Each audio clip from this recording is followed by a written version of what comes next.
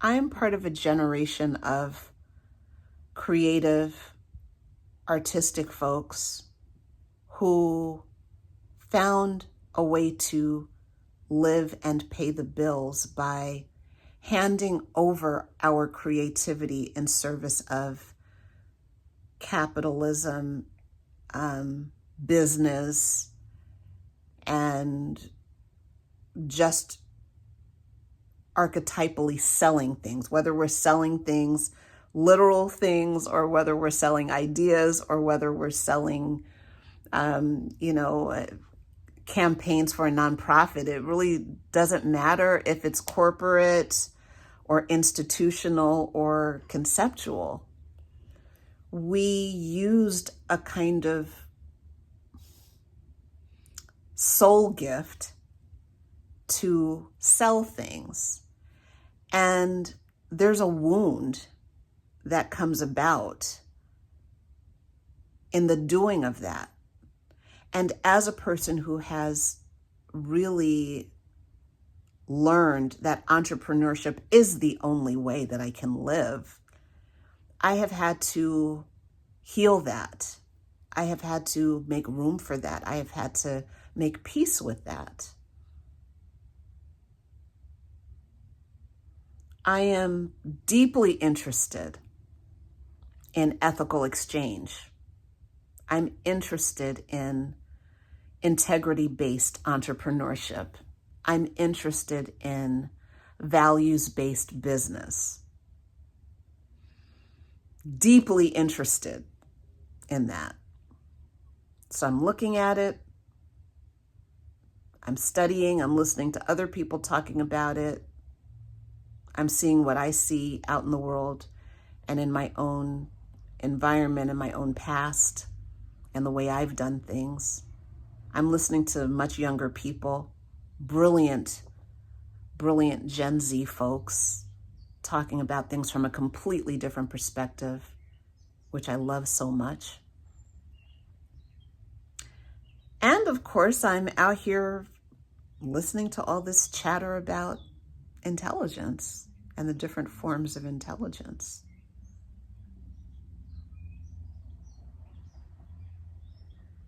I'm convinced that awareness of physical sensation, awareness of the body, as my teacher who never met me, I think of her as my teacher because I learned from her, Jules Blaine Davis, who I love so much, as she would say, yeah, I just remember I have feet.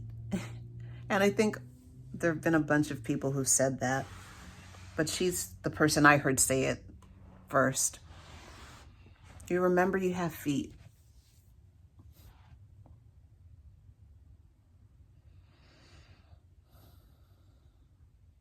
And we just find our way through this. I think this is going to be important going forward. I think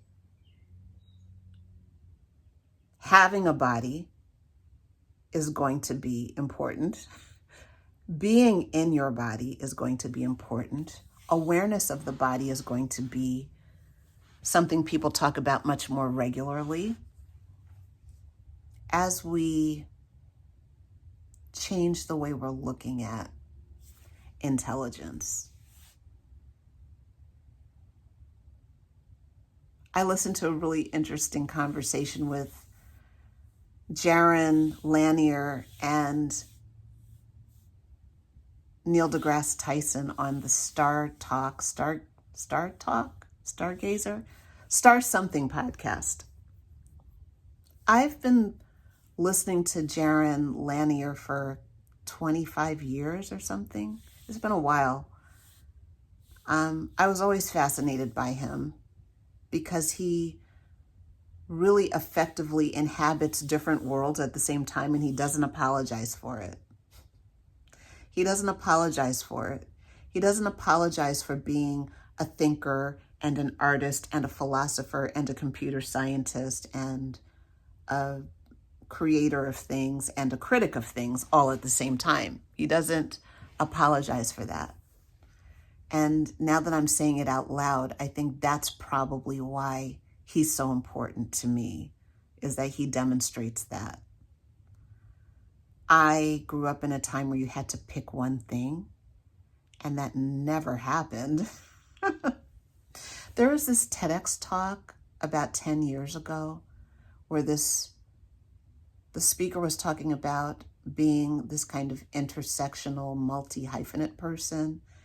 And she coined the term multi-potentialite. Never caught on, but I appreciated the talk so much because it really captured what I was dealing with. Didn't make it any easier for me, but for a while it was like, okay, at least I'm not by myself here, being a person who has these different kind of connected, interlocking interests.